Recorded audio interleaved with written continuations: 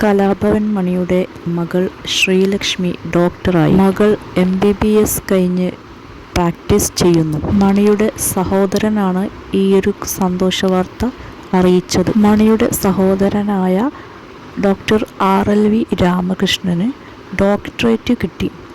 Assistant പ്രൊഫസറായും ജോലി. ശ്രീലക്ഷ്മി എറണാകുളത്തെ Sreenarayana college of medical സയൻസിൽ MBBS വിദ്യാർത്ഥിയായിരുന്നു. പാവപ്പെട്ടവർക്ക് സൗജന്യ ചികിത്സ നൽകുന്ന ഒരു ഹോസ്പിറ്റൽ മണിയുടെ ആഗ്രഹമായിരുന്നു.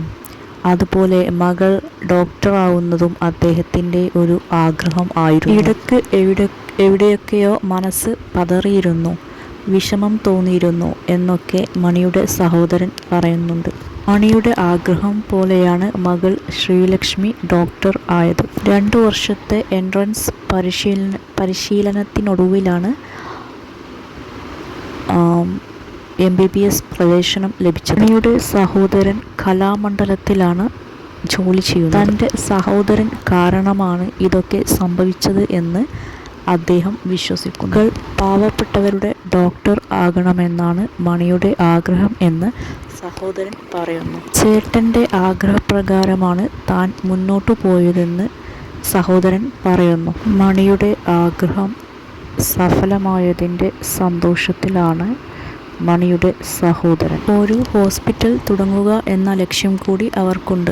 ഈയൊരു ലക്ഷ്യത്തിൽ അവർ എത്രയും പെട്ടെന്ന് തന്നെ എത്തുക ചെയ്യും. മണിയുടെ മകൾ അച്ഛൻ്റെ ആഗ്രഹത്തിന് വേണ്ടി കഠിനാധ്വാനം ചെയ്തു. അതുകൊണ്ട് തന്നെ അവർക്ക് വിജയത്തിലെത്താൻ കഴിഞ്ഞു. വിജയത്തിലെത്താൻ കുറുക്കുവഴികളില്ല.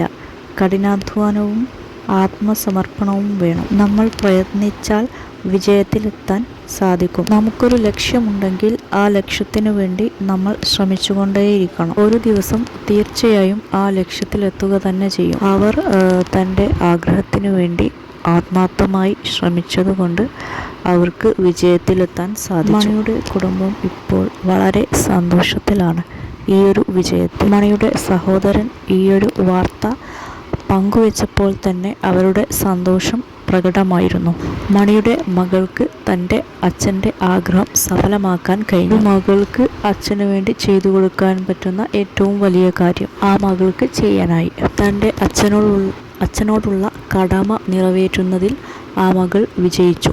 ലക്ഷ്യം എത്ര വിദൂരമാണെങ്കിലും നമ്മൾ കഠിനാധ്വാനം ചെയ്താൽ ആ വിജയത്തിലെത്താൻ സാധിക്കുക തന്നെ ചെയ്യും. മണിയുടെ മകളുടെ ഈയൊരു വിജയം എല്ലാവർക്കും തന്നെ ഒരു മാതൃകയാണ്.